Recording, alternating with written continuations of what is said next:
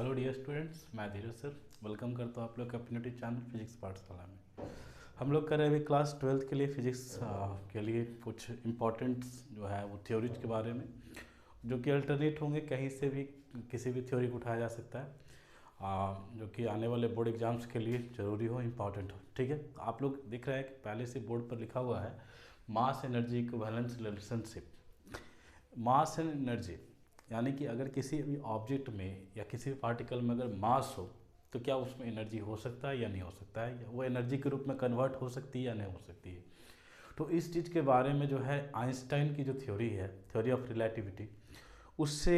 हमें जो है ये सीखने के लिए मिलता है कि अगर किसी भी ऑब्जेक्ट में मास हो और एक हाई वेलोसिटी के साथ अगर उस ऑब्जेक्ट को मूव करवाया जाए, यानी कि उसको मोशन करवाया जाए, या कोई हाईली मोबिलाइज्ड पार्टिकल है, तो उनके मास को जो है एनर्जी के रूप में कन्वर्ट किया जा सकता है, या वो खुद ब खुद जाकर जो है मास, उसमें जो ऑब्जेक्ट में मास है वो एनर्जी के रूप में कन्वर्ट हो सकती है। ठीक है, तो हम यहाँ पर बात कर रहे हैं किसकी, मास एनर्जी इक्विवेलेंस रिलेशनशिप की। ठीक, तो ये जो शुरुआत है वो शुरुआत होगी पहले से ही एक थ्योरी जो है वो हम लोग जो पढ़ चुके हैं कि अगर कोई एक ऑब्जेक्ट अगर हाई वेलोसिटी के साथ अगर मूव करती है, ठीक है, तो by theory of relativity, by theory of relativity, ठीक है, तो मास में जो चेंज होगा, यानी कि चेंज इन मास, वो होगा क्या, rest mass of object divide by root over 1 minus we square upon C square. अब यहाँ जो एम नॉट देख रहे हो उस ऑब्जेक्ट का जो है रेस्ट मास है। ठीक है, उसके बाद जो वी देख रहे हो वी स्क्वायर, वो उस ऑब्जेक्ट का वेलोसिटी है जो ऑब्जेक्ट हाईली मोबिलाइज्ड है या मोशन कर रही है। ठीक है, और सी जो है वो वेलोसिटी ऑफ लाइट है। अब यहाँ पर ज़रा ध्यान से देखना कि हम इन दोनों टर्म को जो है, इन दोनों टर्म को डिफ्रेंशिएट करते हैं टाइम के रिस्पेक्ट। ठीक है, तो इधर मैं डिफ्रेंशिएट करता हूँ D M by D T के रूप में,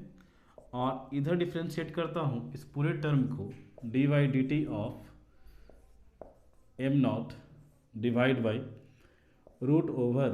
1 minus we square by C square. ठीक है, अब ये रूट के रूप में जो है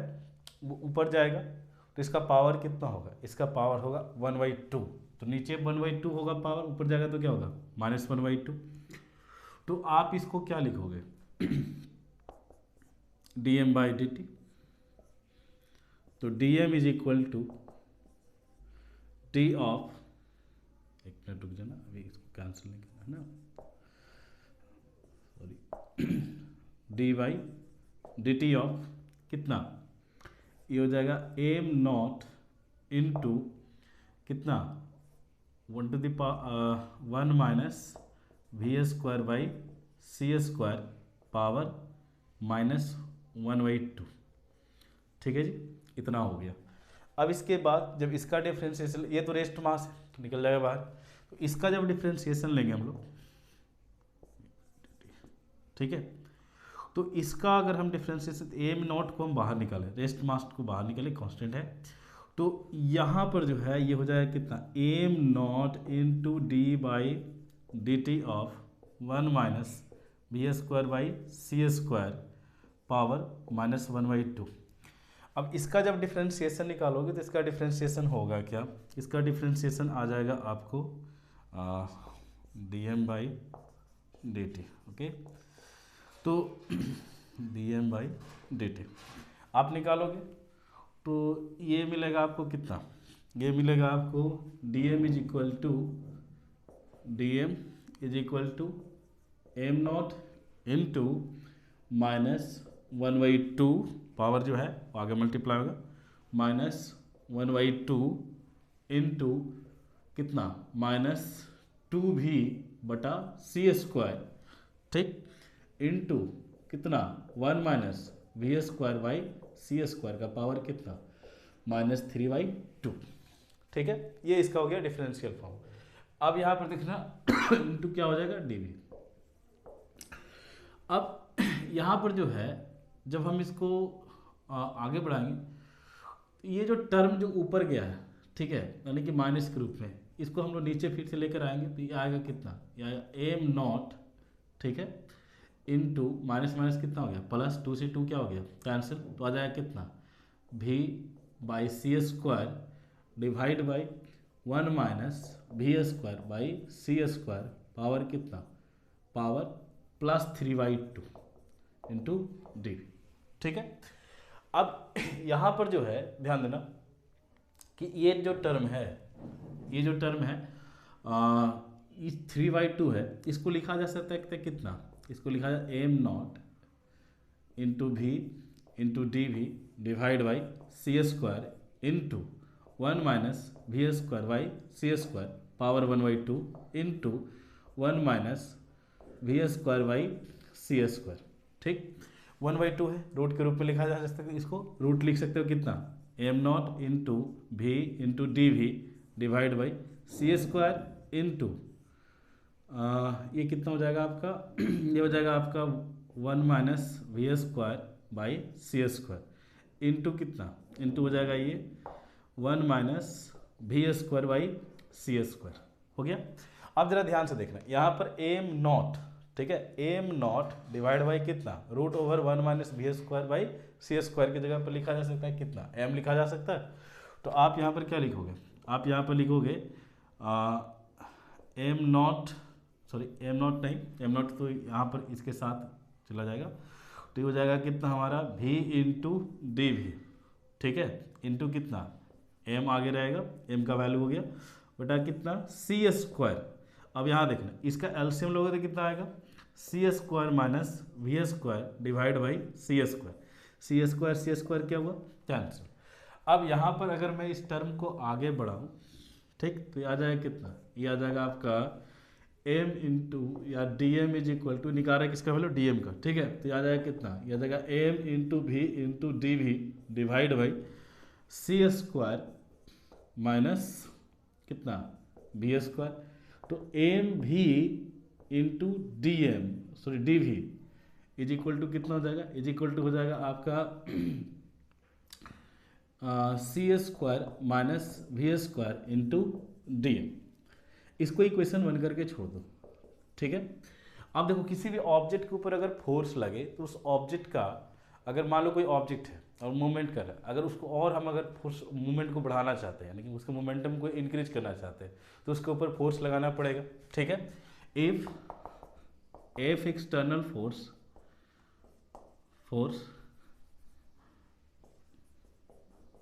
applied on object, then F is equal to rate of change of momentum, ठीक है। अब यहाँ पर देखना ध्यान से कि जब हम इसमें F का मान निकालें, F is equal to d by D T, तो P का मान क्या होगा, mass into velocity m into v, ठीक है। अब m इंटू वी है तो इसको हम लोग u इंटू वी के रूप में तोड़ सकते हैं, तो ये लिखा है कितना m into D v by D t plus v into D M by D t, ठीक है। ये हो गया किसका मान, ये हो गया हमारा f का मान, ठीक। अब f का जो मान है उसको इक्वेशन 2 करके रुक जाना है। अब हमें चाहिए क्या, ऑब्जेक्ट अगर मोशन कर रहा है हाई वेलोसिटी के साथ, उसकी काइनेटिक एनर्जी भी होगी, क्योंकि लास्ट में हमें ऑब्जेक्ट का टोटल एनर्जी चाहिए, तो उसके लिए हमें चाहिए क्या, ऑब्जेक्ट की काइनेटिक एनर्जी कितनी है और ऑब्जेक्ट की जो है इंटरनल एनर्जी कितनी है, ठीक।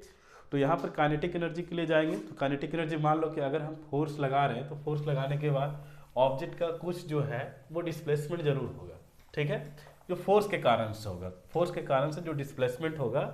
उसमें ऑब्जेक्ट का काइनेटिक एनर्जी क्या होगा वो देखेंगे।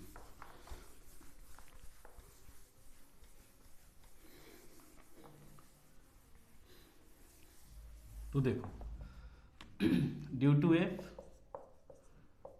ड्यू टू अप्लाइंग F, ठीक है, displacement dx is displacement dx produced, so kinetic energy क्या होगा, so kinetic energy D E के, जैसे कि डिस्प्लेसमेंट कितना हो रहा है, डिस्प्लेसमेंट हो रहा है dx, तो इसके लिए अगर हम जाएंगे तो इसकी काइनेटिक एनर्जी कितनी हो जाएगी, ये हो जाएगी f इंटू डी एक्स हो जाएगी, ठीक है। अब यहाँ से एफ का वैल्यू उठा लो इक्वेशन 2 से, तो एफ का वैल्यू उठा लो तो कितना हो जाएगा M into D v by D t plus we into D M by D t, इसको गुना कर लो कितना से डी एक्स से। अब देखो यहाँ पर डी एक्स से मल्टीप्लाई करें तो अगर मैं यहाँ पर डी वी को हटा कर डी एक्स रख दूँ तो कितना हो जाएगा M into D X by D T into कितना D V plus we into D X by D T into कितना इंटू हो जाएगा डी एम। ठीक, D X by D T किसका फॉर्मूला है? D X by D T formula है आपका velocity का। ठीक है, तो वेलोसिटी इसके जगह पर कितना लिखा जाएगा M into we into D v और ये हो जाएगा कितना we square into D M. अब देखो m into we into D v, यहाँ पर हम लोग ले रहे हैं क्या, यहाँ पर ले रहे हैं हम लोग partial kinetic energy of object with the displacement D X due to applying force F. ठीक, तो यहाँ से देखना दे इक्वेशन 1 से M into we into D V का वैल्यू कितना है C square minus we square into D M. ठीक है, तो अगर हम इसको अगर रख दें यहाँ पर फ्रॉम इक्वेशन फर्स्ट, ठीक है, तो D E K is equal to कितना, इसके जगह पर कितना हो जाएगा C square minus we square into D M plus V square into D M. ठीक, तो ये जो हमारा जो है मल्टीप्लाई होकर कितना होगा C square into D M minus क्या minus we square into D M plus V square into D M होगा। अब यहाँ जो वी स्क्वायर डी एम है प्लस में एक माइनस में कैंसिल हो जाएंगे, तो हमें मिलेगा क्या सी स्क्वायर इंटू डी एम, किसका मान मिला हमें मिला पार्शियल काइनेटिक एनर्जी का। अब मान लो कि ऑब्जेक्ट का टोटल काइनेटिक एनर्जी कितना होगा वो हमें कैलकुलेट करना है। ठीक है, तो टोटल काइनेटिक एनर्जी मान लो कि ऑब्जेक्ट का मास पहले जो था एम नॉट था। ठीक है, बाद में उसका मास जो है वो एम हो जाता है। ठीक, तो यहाँ पर जो है हम इसका काइनेटिक एनर्जी एक बार देख लो अच्छे से।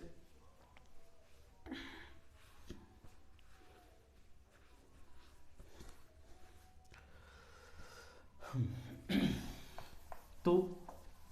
अब इसमें हम लोग टोटल काइनेटिक एनर्जी कैलकुलेट करेंगे। तो टोटल काइनेटिक एनर्जी के लिए देखेंगे कि ऑब्जेक्ट का मास जो था रेस्ट मास पहले एम नॉट था। ठीक है, और काइनेटिक एनर्जी प्रोड्यूस होने के बाद ऑब्जेक्ट के मास में चेंज हुआ और चेंज होने के बाद उसका जो मास है वो कितना है एम है। ठीक, और अगर एम मास प्रोड्यूस होता है तो उस स्थिति में हम यहाँ पर अगर टोटल काइनेटिक एनर्जी निकालेंगे तो पार्शियल काइनेटिक एनर्जी का क्या कर दो इंटीग्रेशन कर दो। ठीक है, तो पार्शियल काइनेटिक एनर्जी का इंटीग्रेशन कितना होगा भाई, तो देखो total kinetic energy of object is equal to integration of d E के मास एम नॉट से लेकर एम तक। ठीक, अब यहाँ पर डी ई के का मान कितना है देखो C square into D M, तो यहाँ पर हो जाएगा कितना सॉरी ई के, तो E K is equal to what, E K is equal to integration M nought to M और यहाँ पर हो जाएगा C square into D M. अब देखो सी स्क्वायर क्या है कांस्टेंट टर्म है, स्पीड ऑफ लाइट बाहर निकालो तो अंदर क्या बचेगा, अंदर बचेगा C square integration M nought to M. ठीक है, यहाँ हो जाएगा कितना डी एम, डी एम का इंटीग्रेशन कितना होगा एम, तो जब इसका हम इंटीग्रेशन करेंगे तो हमें एम मिलेगा, तो यहाँ हो जाएगा कितना सी स्क्वायर इंटू एम और इसका जो लोअर लिमिट है वो एम नॉट है, अपर लिमिट कितना है एम। अब क्या करो कि एक बार एम पुट करो एक बार किसको एम नॉट को, तो क्या मिलेगा ये मिलेगा C square M minus am not. ठीक है, अब ये आएगा टोटल कितना, ये आ जाएगा total m c square minus M naught c square, ये हो गया हमारा किसका मान, जो गया टोटल काइनेटिक एनर्जी का मान। अब हमें ऑब्जेक्ट का चाहिए क्या, हमें ऑब्जेक्ट का चाहिए टोटल एनर्जी का मान, total kinetic energy total energy का। तो टोटल अगर एनर्जी के लिए जाएंगे तो दोनों ऑब्जेक्ट के दोनों एनर्जी टोटल उसका काइनेटिक एनर्जी और टोटल इसका इंटरनल एनर्जी दोनों को ऐड कर लो, टोटल इसका मिल जाएगा क्या एनर्जी मिल जाएगा। ठीक है, तो यहाँ पर जो है total energy of object, total energy of object अगर हम ये निकालने के लिए जा रहे हैं तो E इज इक्वल टू क्या होगा, total kinetic energy plus total internal energy. अब देखो यहाँ पर टोटल काइनेटिक एनर्जी कितना निकला है हमारा, mc² माइनस कितना m0c², ये हो गया क्या, टोटल काइनेटिक एनर्जी। अब अगर टोटल इंटरनल एनर्जी की बात करें तो इसके टोटल इंटरनल एनर्जी का जो मान होगा वो होगा क्या, इसके रेस्ट मास के साथ स्पीड ऑफ लाइट का मल्टीप्लाई, यानी कि m0 × c²। अब देखो यही सेम टर्म दोनों है, ठीक है, यानी कि यहाँ पर जो टोटल इंटरनल एनर्जी है ऑब्जेक्ट का वो है कितना m0c² और ये कितना है mc² माइनस m0c²। तो ये कैंसिल होगा तो ये मिलेगा कितना, ये मिलेगा हमें E =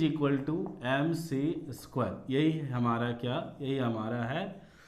mass energy equivalence relationship, ठीक है। अब मान लो कि चेंज इन एनर्जी अगर हमको निकालना है, for change in energy delta E का मान निकालना है, तो ये क्या हो जाएगा, डेल्टा ऑफ mc², ठीक है। अब देखो यहाँ पर c तो चेंज होगा नहीं, स्पीड ऑफ लाइट तो चेंज होगा नहीं, तो स्पीड ऑफ लाइट को बाहर निकालो तो ये हमें मिलेगा क्या, ये मिलेगा आपका c² इंटू क्या डेल्टा m, कितना बराबर, डेल्टा E बराबर। तो मान लो कि अगर हमें निकालना हो क्या, डेल्टा m निकालना हो, ठीक है, तो डेल्टा m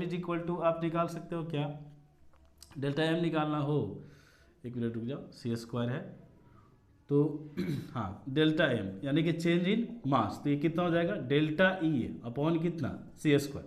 अब जरा यहाँ ध्यान से देखना, स्पीड ऑफ लाइट इतना अधिक होता है, इतना ज़्यादा होता है, ठीक है, तो उस स्थिति में ऑब्जेक्ट के अंदर में जो मास में चेंज होगा वो बहुत ही कम होगा, बहुत ही माइनर होगा, बहुत ही छोटा होता है, ठीक है, जिसके कारण से आपको लगेगा कि हाँ मास में कोई चेंज नहीं हुआ। और उसी कॉन्सेप्ट में हम लोग याद क्या रखते हैं कि किसी ऑब्जेक्ट का मास जो होता है वो नहीं क्रिएट किया जा सकता है, नहीं उसे जाकर जो है डिस्ट्रॉय किया जा सकता है। तो हम लोग के माइंड में बना हुआ है क्या कि mass is neither created and nor be destroyed, लेकिन कंडीशन ये है कि उस मास को भी चेंज किया जा सकता है, अदरवाइज अगर उस ऑब्जेक्ट का स्पीड जो है वो लाइट का स्पीड या उससे ज़्यादा होना चाहिए। तो यही था हमारा क्या, लॉ ऑफ